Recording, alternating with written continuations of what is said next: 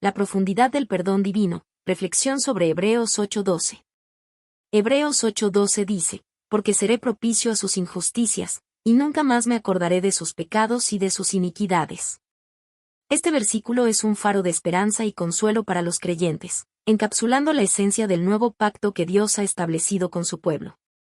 A través de estas palabras, se revela la magnitud del perdón divino, un perdón que es completo, definitivo y transformador. El contexto del nuevo pacto. El libro de Hebreos se centra en explicar la superioridad del nuevo pacto en Cristo, en comparación con el antiguo pacto bajo la ley mosaica. Bajo el antiguo pacto, el perdón de los pecados requería sacrificios continuos y la adherencia estricta a la ley. Sin embargo, estos sacrificios no podían eliminar permanentemente el pecado, solo lo cubrían temporalmente. En contraste, el nuevo pacto, sellado con la sangre de Jesucristo, ofrece un perdón que es total y permanente.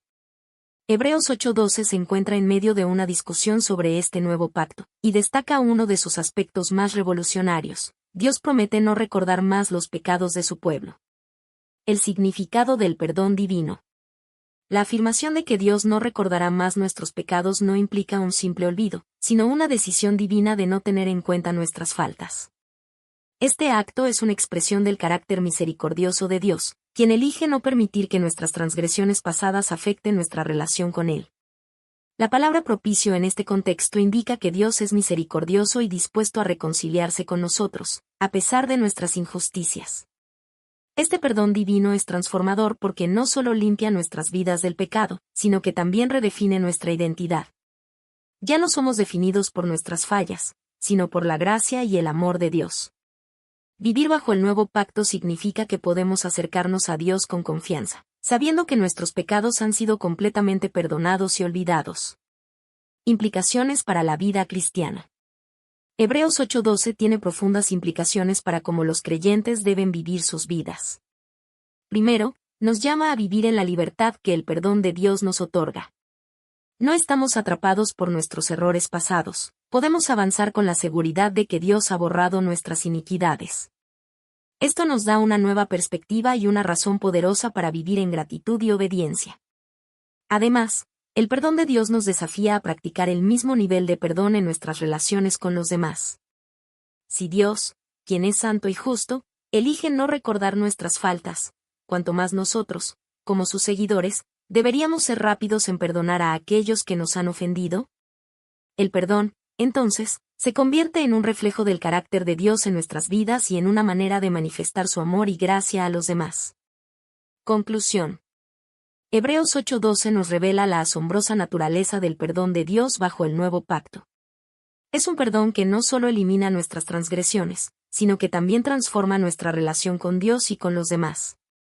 Al comprender y aceptar este perdón, somos liberados de la culpa y capacitados para vivir una vida de paz, amor y propósito. En un mundo que a menudo guarda rencor y revive errores pasados, este versículo nos invita a abrazar y practicar un perdón que es verdaderamente divino, viviendo así en la plenitud de la gracia que Dios nos ha otorgado. El olvido divino en Hebreos 10:17. Hebreos 10:17, donde Dios dice, y nunca más me acordaré de sus pecados y transgresiones, es un versículo que revela la magnitud del perdón y la gracia de Dios bajo el nuevo pacto. Este versículo encapsula la promesa divina de olvidar completamente los pecados y las transgresiones de aquellos que están en Cristo, marcando un cambio radical en la relación entre Dios y la humanidad. El contexto de este versículo se encuentra en una discusión más amplia sobre el sacrificio de Cristo, que es presentado como superior a los sacrificios del Antiguo Testamento.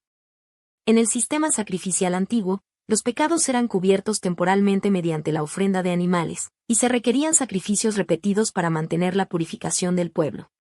Sin embargo, el sacrificio de Cristo es diferente, es único, perfecto y definitivo. Con su muerte en la cruz, Jesús ofreció un sacrificio que no solo cubre el pecado, sino que lo elimina completamente, permitiendo que Dios no solo perdone, sino también olvide. La promesa de que Dios nunca más me acordaré de sus pecados y transgresiones tiene profundas implicaciones para los creyentes. Primero, nos asegura que el perdón de Dios es completo y total.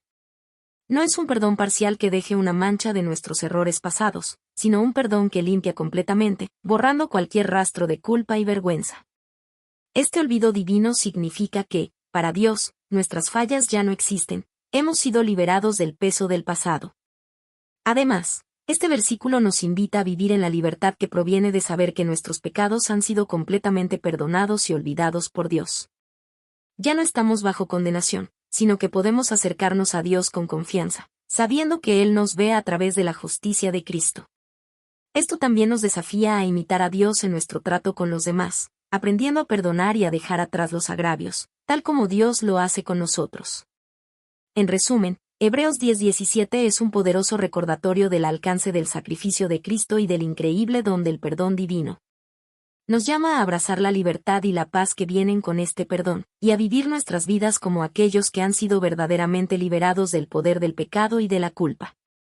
Isaías 1:18. El llamado de Dios al perdón y la redención. Isaías 1:18 es un poderoso llamado de Dios a su pueblo, una invitación a la reconciliación y al perdón.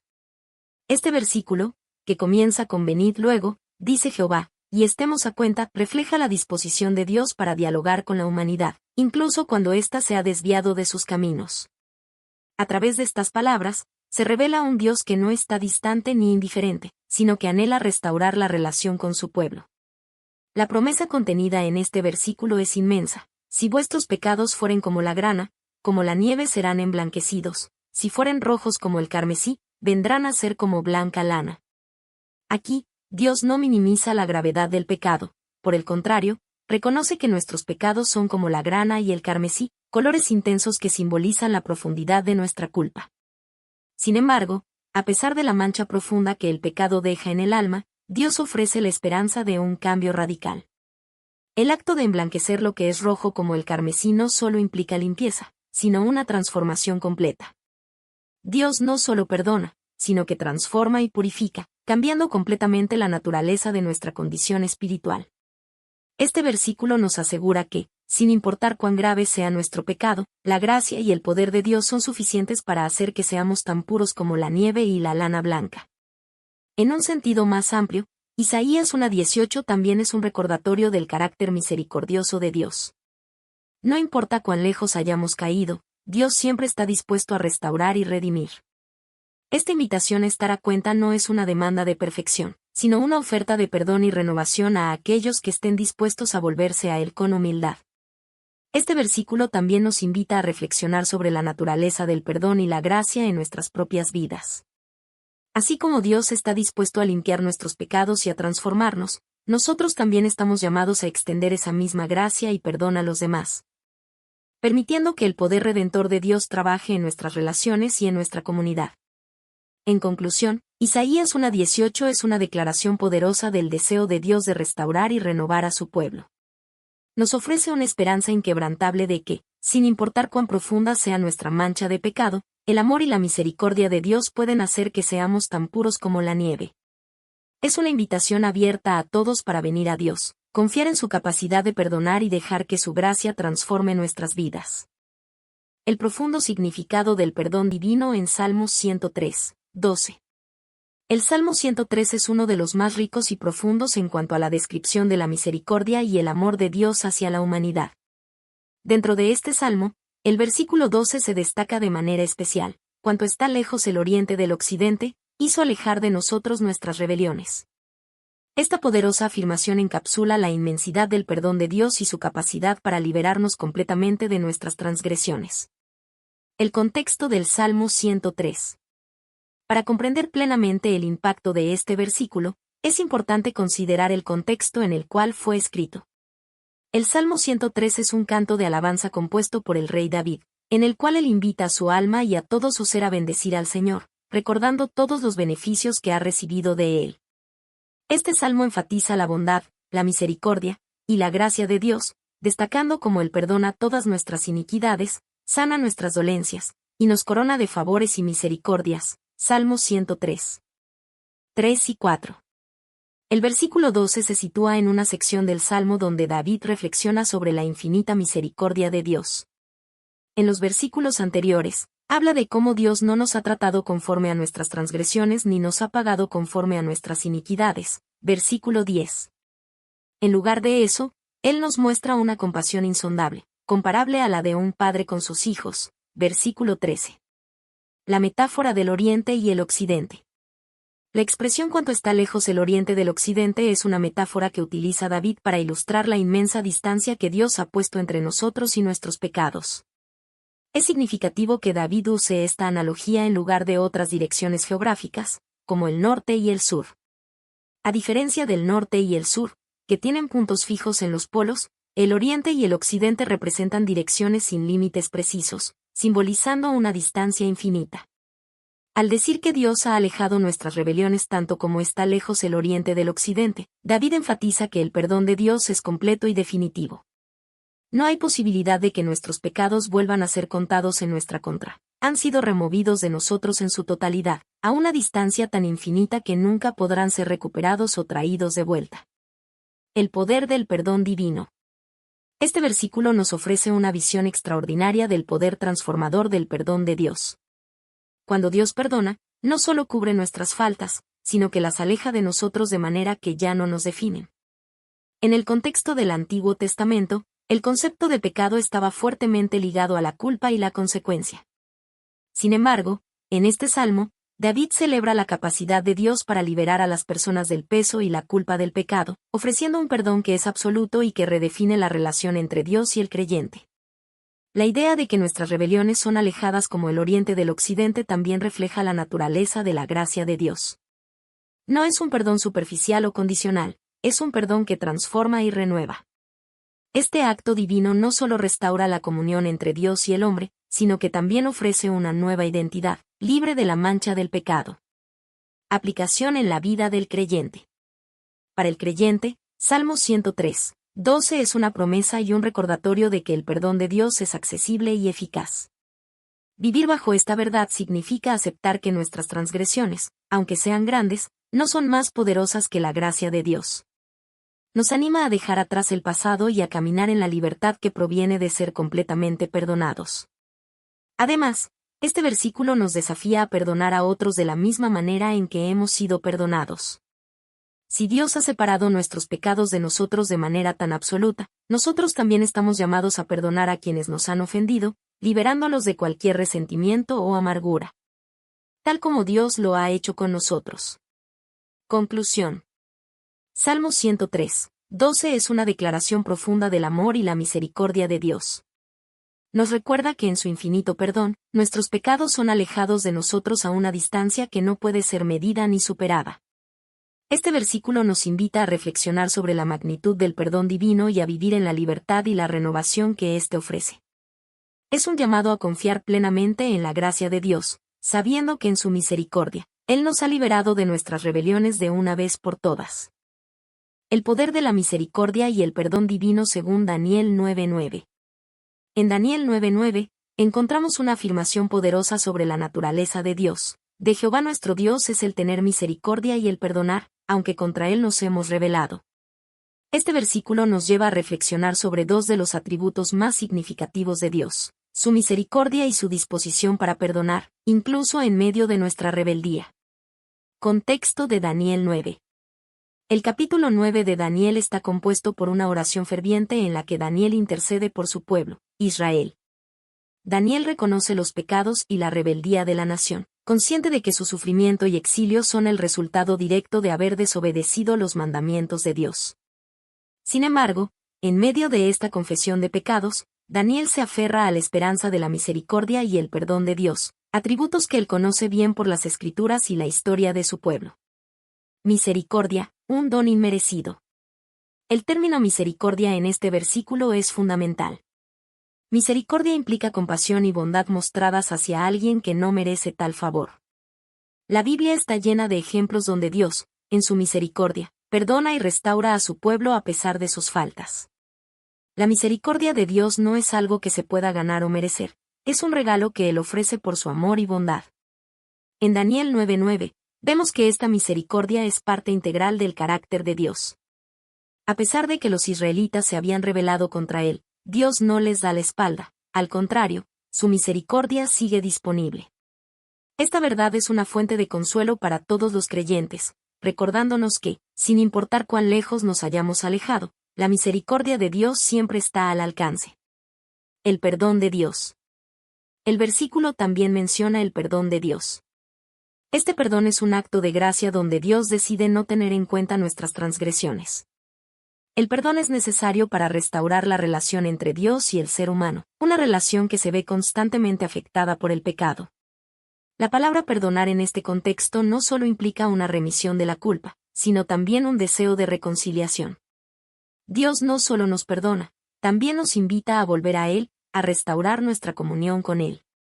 Es un perdón que restaura y renueva, eliminando la mancha del pecado y dándonos una nueva oportunidad para caminar en su voluntad. Reconciliación en medio de la rebeldía. Uno de los aspectos más impactantes de Daniel 9:9 es la declaración de que Dios ofrece misericordia y perdón aunque contra Él nos hemos rebelado.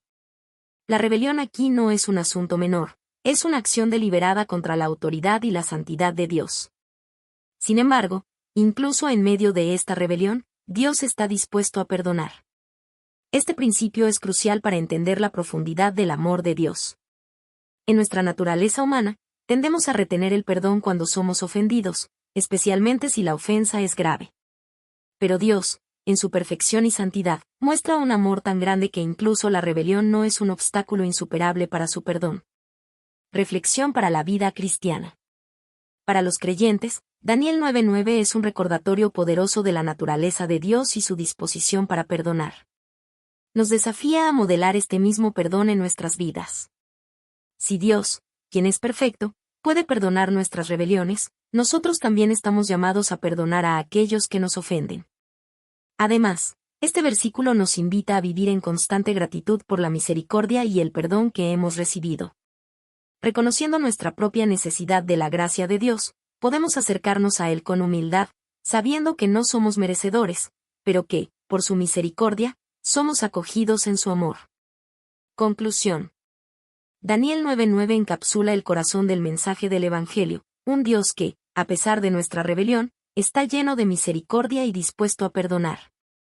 Este versículo no solo nos revela el carácter de Dios, sino que también nos llama a responder con un corazón agradecido y dispuesto a imitar su misericordia en nuestras relaciones con los demás. En última instancia, nos muestra que, aunque nos hemos alejado, siempre podemos regresar a los brazos de un Dios que nos ama incondicionalmente. El llamado al perdón repetido en Lucas 17:3 y 4. En Lucas 17:3 y 4, Jesús ofrece una enseñanza profunda sobre el perdón y la reconciliación dentro de las relaciones interpersonales. Este pasaje es crucial para entender cómo debe practicarse el perdón en la vida cristiana, destacando la importancia de la paciencia y la disposición a ofrecer perdón, incluso cuando las ofensas se repiten. Texto del versículo. Lucas 17:3 y 4. Mirad por vosotros mismos. Si tu hermano pecare contra ti, repréndele, y si se arrepintiere, perdónale. Y si 7 veces al día pecare contra ti, y 7 veces al día volviera a ti, diciendo, me arrepiento, perdónale. El contexto del pasaje. En el contexto de los Evangelios, Jesús a menudo enseña sobre el perdón y las relaciones entre los discípulos. Lucas 17:3 y 4 se sitúa en un contexto donde Jesús está instruyendo a sus seguidores sobre cómo deben manejar los conflictos y las ofensas dentro de la comunidad de creyentes. El versículo destaca 2 aspectos esenciales: la reprimenda constructiva y el perdón continuo. Reprensión y arrepentimiento. La primera parte del versículo dice, si tu hermano pecare contra ti, repréndele, y si se arrepintiere, perdónale. Jesús reconoce que en las relaciones humanas, inevitablemente surgirán conflictos y ofensas. Sin embargo, el llamado es a abordar estos problemas de manera constructiva. Reprender a alguien no significa condenarlo, sino señalar la falta de manera que promueva el arrepentimiento y la reconciliación. El arrepentimiento genuino es clave en esta dinámica. Jesús enfatiza que el perdón debe seguir al arrepentimiento verdadero. Esto implica que la persona que ha cometido la falta debe mostrar un cambio sincero en su actitud y comportamiento. El perdón, entonces, no es simplemente una formalidad, sino una respuesta a una actitud de arrepentimiento y deseo de mejorar. Perdón continuo. La segunda parte del pasaje introduce un desafío aún mayor, y si 7 veces al día pecare contra ti, y 7 veces al día volviera a ti, diciendo, me arrepiento, perdónale. Jesús usa el número 7, que en la cultura bíblica representa plenitud o perfección, para ilustrar la idea de que el perdón no debe tener límites en cuanto a la frecuencia. Esta enseñanza subraya la disposición a ofrecer perdón repetidamente, independientemente de cuántas veces se cometa la ofensa, siempre y cuando haya un arrepentimiento genuino. Este aspecto del perdón puede ser particularmente difícil de aceptar, ya que desafía nuestras emociones y expectativas humanas. En lugar de limitar el perdón a un número determinado de veces, Jesús nos llama a reflejar la gracia inagotable de Dios en nuestras relaciones. El perdón continuo refleja la paciencia y el amor incondicional de Dios hacia nosotros. Aplicación práctica. Crecimiento personal y espiritual. Practicar el perdón continuo ayuda a crecer en la fe y en la espiritualidad, a limitar la paciencia y la misericordia de Dios. Nos desafía a abandonar el rencor y a cultivar una actitud de humildad y empatía hacia los demás. Relaciones saludables. En nuestras relaciones personales, el perdón repetido fomenta una mayor armonía y entendimiento. Aunque puede ser difícil, esta práctica ayuda a mantener la paz y la unidad en la comunidad cristiana. Testimonio de fe. La disposición a perdonar repetidamente también actúa como un poderoso testimonio del carácter de Cristo. Al demostrar un amor y una paciencia que van más allá de lo esperado, reflejamos la gracia de Dios a aquellos que nos rodean. Conclusión. Lucas 17, 3 y 4 nos ofrece una visión desafiante pero transformadora del perdón. Nos llama a ser diligentes en nuestra disposición a perdonar, reflejando el carácter de Cristo en nuestras interacciones diarias. Al obedecer esta enseñanza, no solo mantenemos la paz y la unidad en nuestras relaciones, sino que también crecemos en nuestra relación con Dios, imitando su amor incondicional y su gracia infinita. El poder transformador del amor en 1 de Pedro 4:8. Texto del versículo. 1 de Pedro 4:8, y ante todo, tened entre vosotros ferviente amor, porque el amor cubrirá multitud de pecados. 1 de Pedro 4:8 es un versículo que encierra una verdad fundamental del cristianismo, el poder del amor para transformar vidas y relaciones. En un mundo donde las faltas y los errores son inevitables, el amor ferviente es presentado como la respuesta que no solo sostiene la unidad entre los creyentes, sino que también tiene el poder de perdonar y sanar. Contexto del versículo. La primera epístola de Pedro está dirigida a las comunidades cristianas que enfrentaban persecución y sufrimiento. En este contexto, Pedro llama a los creyentes a vivir de una manera que refleje la naturaleza de Cristo, especialmente en sus relaciones entre sí. El capítulo 4 se enfoca en cómo deben vivir los cristianos a la luz del fin inminente de todas las cosas, exhortando a la sobriedad, la oración, sobre todo, al amor. El mandato del amor ferviente. La palabra ferviente en este versículo sugiere un amor que es intenso y persistente. No se trata de un sentimiento pasajero, sino de una dedicación constante y comprometida hacia el bienestar de los demás. Este amor ferviente es la base sobre la cual se construyen relaciones fuertes y saludables dentro de la comunidad cristiana. El apóstol Pedro no presenta el amor como una opción, sino como un mandato esencial para los creyentes. Dice ante todo, lo que indica que, de todas las virtudes y comportamientos que un cristiano debe cultivar, el amor debe ser la prioridad suprema. Este amor ferviente se convierte en el vínculo que mantiene unida a la comunidad, especialmente en tiempos de prueba y dificultad. El amor que cubre multitud de pecados. La segunda parte del versículo es una afirmación poderosa. El amor cubrirá multitud de pecados. Aquí, Pedro hace eco de Proverbios 10, 12, que dice, el odio despierta rencillas, pero el amor cubre todas las faltas. La idea es que el amor tiene un poder redentor, capaz de sobrellevar y perdonar las ofensas que inevitablemente surgen en las relaciones humanas. Cuando Pedro dice que el amor cubre los pecados, no se refiere a ignorar o excusar las malas acciones, sino a la capacidad del amor para perdonar, reconciliar y restaurar. El amor no guarda rencor, no busca venganza, sino que se esfuerza por mantener la unidad y la paz, incluso cuando hay razones para el conflicto. El amor ferviente actúa como un bálsamo que cura las heridas causadas por el pecado.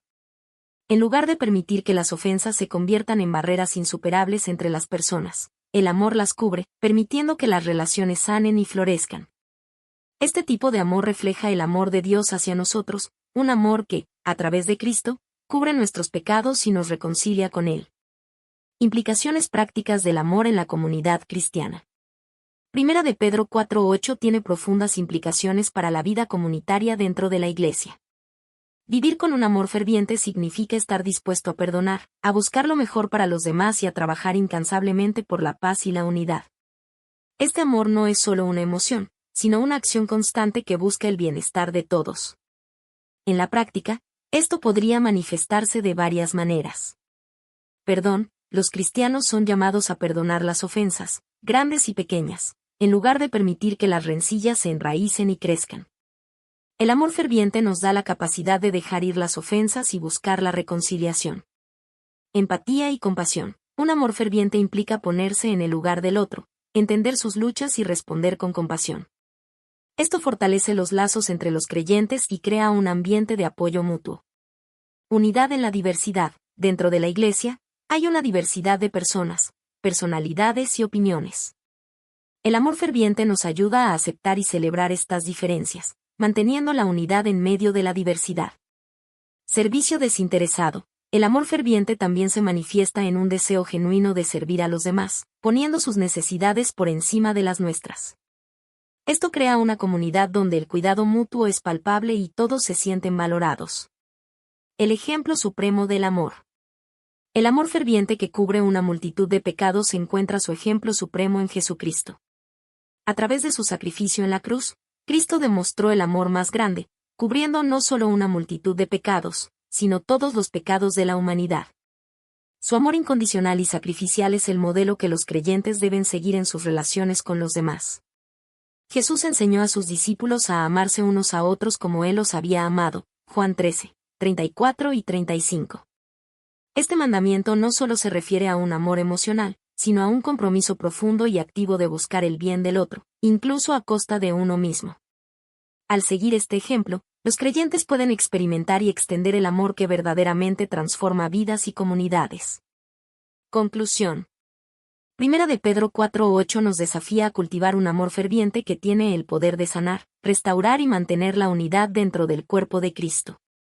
Este amor no es superficial ni temporal, sino un compromiso constante de actuar en beneficio de los demás. Al vivir este mandamiento, los creyentes no solo reflejan el amor de Dios en sus vidas, sino que también crean una comunidad fuerte y unida que puede resistir cualquier desafío. El llamado de Pedro a tener ferviente amor es más relevante que nunca en un mundo que a menudo se caracteriza por la división y el conflicto. Es un recordatorio de que, como seguidores de Cristo, estamos llamados a ser agentes de reconciliación y paz, cubriendo las ofensas con amor y manteniendo la unidad en la diversidad. En última instancia, es el amor ferviente lo que nos distingue como discípulos de Jesús y lo que permite que su luz brille a través de nosotros en un mundo necesitado de esperanza y redención. La bienaventuranza del perdón según Salmos 32, 1. El Salmo 32, 1 es un poderoso versículo que proclama la bienaventuranza del perdón. En palabras del salmista David, se nos presenta una profunda reflexión sobre la gracia divina y la bendición de ser liberados de la carga del pecado. Este versículo nos invita a considerar el inmenso alivio y la felicidad que provienen del perdón de Dios, y cómo este acto de misericordia transforma nuestras vidas. El contexto del Salmo 32. El Salmo 32 es uno de los llamados salmos penitenciales, en los cuales el autor expresa arrepentimiento por sus pecados y agradecimiento por el perdón recibido. David, quien es el autor de este salmo, habla desde su propia experiencia de vida, posiblemente refiriéndose a un momento en el que fue profundamente consciente de su pecado y la necesidad de la misericordia de Dios. El versículo 1 es el inicio de una proclamación de bendición para aquellos que han sido perdonados, resaltando la importancia del arrepentimiento y la restauración de la relación con Dios. La bienaventuranza del perdón. El término bienaventurado en este contexto se refiere a un estado de felicidad suprema y gozo espiritual. David declara que aquellos cuyas transgresiones han sido perdonadas son verdaderamente bienaventurados. Esto no es solo una felicidad pasajera, sino una profunda satisfacción que proviene de saber que Dios ha cubierto el pecado y ha restaurado la relación entre el pecador y Él. Cuando David menciona que la transgresión ha sido perdonada y el pecado ha sido cubierto, está utilizando imágenes de la reconciliación divina. El perdón implica que Dios, en su misericordia, no tiene en cuenta nuestras ofensas. Ha decidido no castigarnos conforme a nuestros pecados. Además, el hecho de que el pecado sea cubierto sugiere que ha sido retirado de la vista de Dios, como si nunca hubiera existido. Este acto de cubrir el pecado es una representación de la expiación, donde el pecado es literalmente tapado por la misericordia divina. El alivio del perdón. La idea de que el pecado es perdonado y cubierto trae consigo una inmensa sensación de alivio. Los seres humanos cargan con el peso de sus transgresiones, lo que puede manifestarse en culpa, vergüenza y un sentido de separación de Dios. Sin embargo, cuando Dios otorga su perdón, ese peso se levanta. La carga que antes oprimía el alma es reemplazada por la paz y la libertad que provienen de la reconciliación con Dios. Esta es la bienaventuranza de la que habla David, un estado de liberación espiritual y emocional. El impacto del perdón en la vida del creyente. El perdón no solo nos libera de la condena, sino que también tiene un impacto transformador en nuestra vida cotidiana. Al experimentar el perdón de Dios, somos llamados a extender ese mismo perdón a los demás. Así como hemos sido liberados de nuestras deudas espirituales, debemos perdonar a aquellos que nos han ofendido. Este es un principio fundamental en la vida cristiana, y el perdón recibido de Dios nos capacita para vivir en paz y armonía con los demás. Además, la experiencia del perdón nos lleva a una mayor gratitud y devoción hacia Dios. Reconocer la magnitud de la gracia de Dios nos impulsa a vivir una vida de obediencia y santidad. Sabemos que hemos sido perdonados no por nuestros propios méritos, sino por la infinita misericordia de Dios, lo que nos lleva a responder con amor y dedicación a Él. Conclusión. Salmos 32, 1 nos recuerda la inmensa bendición que es ser perdonados por Dios. Este versículo resalta la felicidad y el alivio que provienen de saber que nuestras transgresiones han sido cubiertas y que hemos sido reconciliados con nuestro Creador. El perdón es una manifestación del amor y la misericordia de Dios, que no solo alivia nuestra carga de culpa, sino que también transforma nuestras vidas, llamándonos a extender esa misma gracia a los demás. Vivir en la bienaventuranza del perdón es vivir en la libertad y la paz que solo Dios puede ofrecer, una vida llena de gozo y gratitud por la misericordia que hemos recibido. Amar a los enemigos, un mandato transformador según Lucas 6, 27 y 28. Lucas 6, 27 y 28 es uno de los pasajes más desafiantes y radicales de las enseñanzas de Jesús. Este versículo presenta un llamado a los creyentes a vivir de una manera contracultural, respondiendo al odio con amor y al mal con el bien. Jesús no solo nos insta a soportar a nuestros enemigos, sino que nos ordena a amarlos activamente, bendecirlos y orar por ellos, lo que representa un cambio profundo en la forma en que debemos interactuar con aquellos que nos hacen daño. Contexto de Lucas 6, 27 y 28. El contexto de este pasaje se encuentra en el Sermón del Llano, una enseñanza extensa de Jesús que abarca principios éticos y espirituales para sus seguidores. Este sermón es paralelo al Sermón del Monte que aparece en Mateo 5 al 7, pero se distingue por su enfoque en la aplicación práctica de la enseñanza de Jesús. En este contexto, Jesús está hablando directamente a sus discípulos y a una multitud que lo sigue, presentando una serie de mandatos que desafían las normas sociales y religiosas de la época. Amad a vuestros enemigos. El mandato de amar a vuestros enemigos es revolucionario. En una cultura donde la venganza y la retribución eran comunes, Jesús introduce un concepto radical de amor que trasciende el comportamiento natural del ser humano. Amar a los enemigos significa extender el mismo amor y gracia que Dios ha mostrado hacia nosotros. Este amor no es meramente un sentimiento, sino una decisión activa de buscar el bienestar de aquellos que nos han lastimado. Este tipo de amor refleja el carácter de Dios, quien hace salir el sol sobre justos e injustos, Mateo 5, 45. Haced bien a los que os aborrecen. Jesús continúa su enseñanza con un llamado a la acción, haced bien a los que os aborrecen. Este mandato va más allá de simplemente evitar el mal hacia los enemigos, implica tomar la iniciativa para hacer el bien hacia ellos. Este comportamiento es completamente opuesto a la naturaleza humana, que tiende a devolver mal por mal. Sin embargo, Jesús nos llama a una vida de servicio y bondad, incluso hacia aquellos que nos tratan con desprecio. Este acto de hacer el bien no solo desarma al enemigo, sino que también puede ser un testimonio poderoso del amor de Dios en acción. Bendecid a los que os maldicen. Bendecir a los que nos maldicen es otra exhortación que Jesús hace en este pasaje. En lugar de devolver una maldición con otra maldición, Jesús nos llama a pronunciar palabras de bendición y bondad. Este mandato desafía el impulso natural de defendernos o de responder con dureza cuando somos atacados verbalmente. La bendición hacia aquellos que nos maldicen demuestra una confianza profunda en la justicia y en el amor de Dios, quien es capaz de cambiar los corazones y las situaciones. Orad por los que os calumnian. Finalmente, Jesús nos instruye a orar por aquellos que nos calumnian. Orar por nuestros enemigos es un acto de misericordia y compasión que refleja el corazón de Dios. A través de la oración, podemos llevar nuestras heridas y el dolor causado por los demás ante Dios, pidiendo no solo por nuestra sanidad, sino también por la transformación de quienes nos han hecho daño. La oración por los enemigos también nos libera del rencor y la amargura, permitiéndonos vivir en paz y mantener un corazón puro. El impacto transformador del amor. El mandato de Jesús de amar a nuestros enemigos tiene un impacto transformador tanto en nuestras vidas como en las de aquellos a quienes extendemos este amor. Cuando amamos a nuestros enemigos, rompemos el ciclo de odio y venganza, y comenzamos a construir puentes de reconciliación y paz.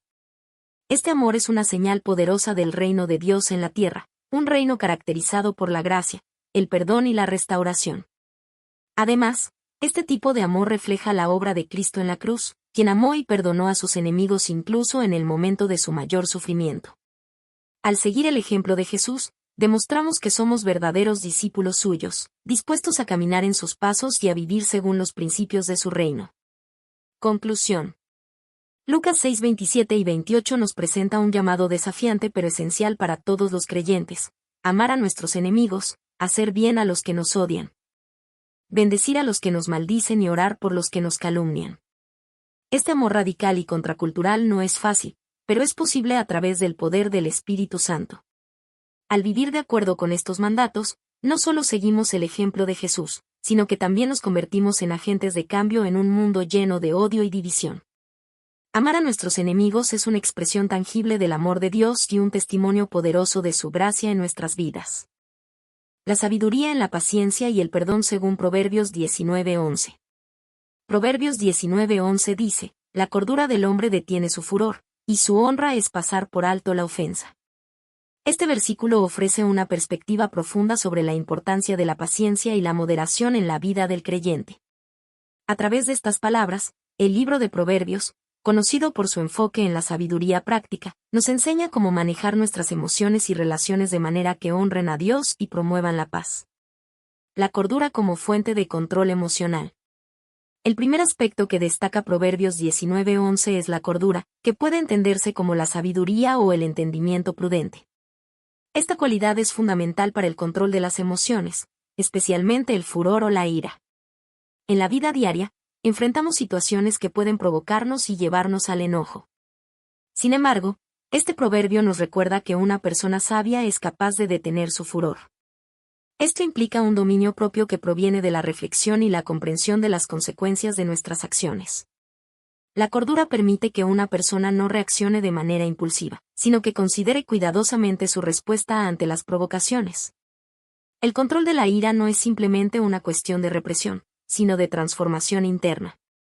La sabiduría bíblica nos llama a una vida donde las emociones no gobiernan nuestras decisiones, sino que son gobernadas por un espíritu de paz y comprensión. Esta capacidad de controlar el furor es un signo de madurez espiritual y personal. El honor en pasar por alto la ofensa. El segundo aspecto que subraya este proverbio es la honra asociada con pasar por alto la ofensa. En la cultura actual, a menudo se valora la venganza o la respuesta rápida a las ofensas. Sin embargo, la Biblia nos enseña que hay mayor honor en perdonar y dejar de lado las ofensas. Esto no significa ignorar el mal o permitir abusos, sino elegir conscientemente no dejar que la ofensa controle nuestras vidas o nuestras relaciones. Pasar por alto la ofensa requiere una combinación de humildad y gracia. Es un reconocimiento de que, aunque podríamos tener razón en sentirnos ofendidos, elegimos el camino del perdón y la reconciliación. Este acto de pasar por alto una ofensa es visto como un acto honorable porque refleja el carácter de Dios, quien también nos ha perdonado abundantemente. La relación entre cordura y honor. Proverbios 19:11 conecta directamente la cordura con la honra, mostrando que el control de nuestras emociones y la capacidad de perdonar están interrelacionados. Una persona sabia, que actúa con cordura, entiende que no todas las batallas valen la pena pelearse, y que a veces, la mayor victoria está en la paz y el perdón. Esta sabiduría se manifiesta en la capacidad de tomar un paso atrás, evaluar la situación y decidir que no todas las ofensas merecen una respuesta. La verdadera honra, según este proverbio, no proviene de la venganza o de ganar discusiones, sino de la capacidad de elevarse por encima de las pequeñas ofensas, mostrando así una naturaleza divina en nuestras interacciones. Este tipo de honra no solo beneficia a la persona que la practica, sino que también construye una comunidad más fuerte y pacífica. Aplicaciones prácticas en la vida diaria. Aplicar Proverbios 19:11 en nuestra vida diaria puede transformar nuestras relaciones y la manera en que manejamos los conflictos. En lugar de reaccionar con enojo cuando somos provocados, podemos recordar que la cordura nos llama a reflexionar y a controlar nuestras emociones. Este control no solo evita conflictos innecesarios, sino que también nos otorga honor ante Dios y ante los demás. Además, al aprender a pasar por alto las ofensas, nos liberamos del peso del rencor y la amargura. Esta práctica de perdón nos permite vivir en paz y disfrutar de relaciones más saludables. Nos recuerda que no siempre es necesario defender nuestro honor de manera agresiva, sino que a veces, la mayor fuerza se muestra en la calma y la paciencia. Conclusión. Proverbios 19:11 nos ofrece una guía valiosa para manejar nuestras emociones y relaciones de manera sabia y honrosa. La cordura nos permite controlar nuestro furor, mientras que el perdón nos otorga honor ante Dios y los demás. En un mundo donde la ira y la venganza a menudo son glorificadas, este proverbio nos llama a un camino diferente, uno donde la sabiduría y la gracia prevalecen. Al adoptar estas enseñanzas, podemos vivir una vida que refleja el carácter de Dios y promueve la paz en nuestras interacciones diarias.